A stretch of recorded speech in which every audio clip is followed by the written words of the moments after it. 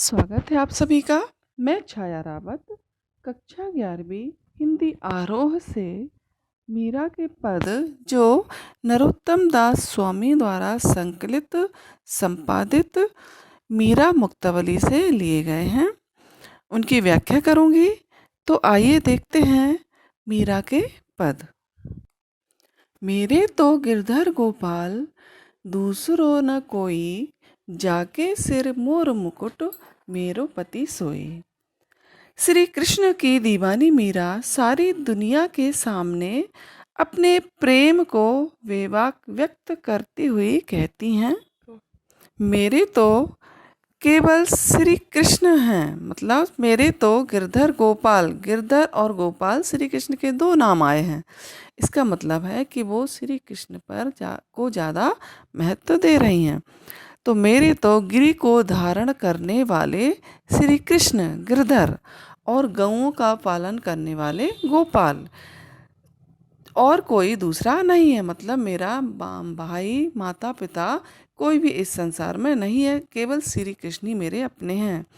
जाके सिर मोर मुकुट मेरो पति सोई, और मेरे पति तो केवल वही हैं जिनके सिर पर मोर का मुकुट बंधा हुआ है, वही मेरे पति हैं।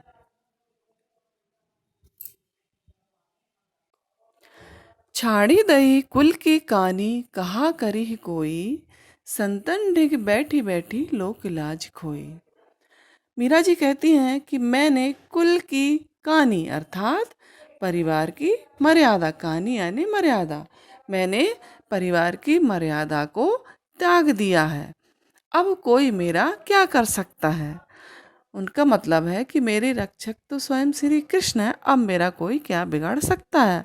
और संतन डिग बैठी बैठी, संतन के साथ बैठ बैठ कर मैंने जो थोड़ी सी जो लोक लाज यानी जो समाज की मर्यादा बची हुई थी उसको भी मैंने खो दिया। लोक लाज यानी समाज की मर्यादा, तो जो थोड़ी सी लोक लाज बची हुई थी उसको भी मैंने संतों के साथ बैठ बैठ कर खो दिया है।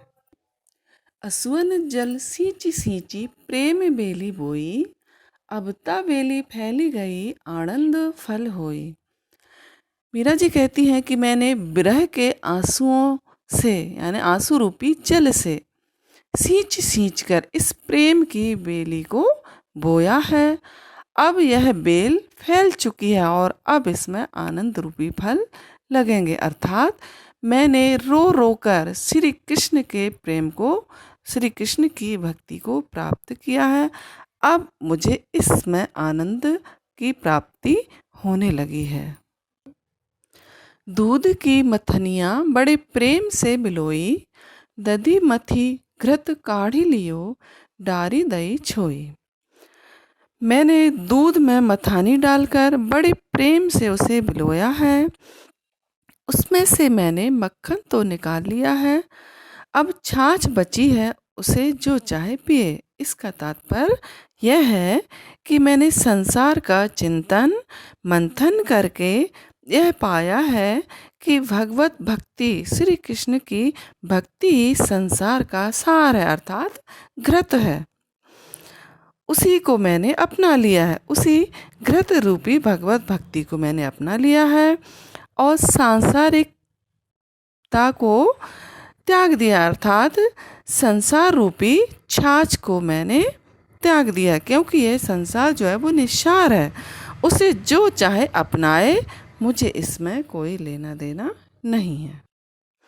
भगत देखी राजी हुई, जगत देखी रोई, दासी मीरा लाल गिरधर तारो अब मोही। मीरा जी जब श्री कृष्ण के भक्त को देखती हैं तो वह प्रसन्न हो जाती हैं, उन्हें प्रसन्नता होती है। लेकिन जब इस संसार को देखती हैं, इस संसार के जाल में फंसे हुए लोगों को देखती हैं तो वह रोती हैं, दुखी होती हैं। इसलिए मीरा जी कहती हैं कि हे गिरधर नागर श्री कृष्ण, मैं आपकी दासी हूँ, अब मुझे इस संसार सागर से मुक्ति दिलाओ, अब मुझे और प्रतीक्षा ना कराओ। अब हम देखते हैं इसका भाव सौंदर्य। तो भाव सौंदर्य में मीरा का कृष्ण प्रेम अनन्य है, वह पूरी तरह से कृष्ण के प्रति समर्पित हैं। उन्होंने श्री कृष्ण की भक्ति पति रूप में की है, भक्ति को ही सार तत्व माना है और विरह की पीड़ा सहकर भक्ति प्राप्त की है। अब हम देखते हैं शिल्प सौंदर्य। शिल्प सौंदर्य में प्रेम वेल और आनंद फल, इनमें रूपक अलंकार है। फिर दूध की मथनियाँ बड़े प्रेम से बिलोई, दधी मथी घृत काढ़ी लियो, डारी दई छोई, इसमें अन्योक्ति अलंकार है। अब हम देखते हैं अनुप्रास अलंकार। तो अनुप्रास अलंकार प्रेम बेली, गिरधर गोपाल, मोर मुकुट, कुल की कानी, कहा करी कोई, लोक लाज, बेली फैली, इन सभी में अनुप्रास अलंकार है। अब देखते हैं पुनरुक्ति प्रकाश अलंकार। बैठी बैठी और सींची सींची, इनमें पुनरुक्ति प्रकाश अलंकार है, क्योंकि यह केवल पंक्तियों की सुंदरता बढ़ाने के लिए ही पुनरावृत्ति शब्दों की गई है। भक्ति रस और शांत रस की मिली जुली अभिव्यक्ति हुई है। भाषा व्रज है।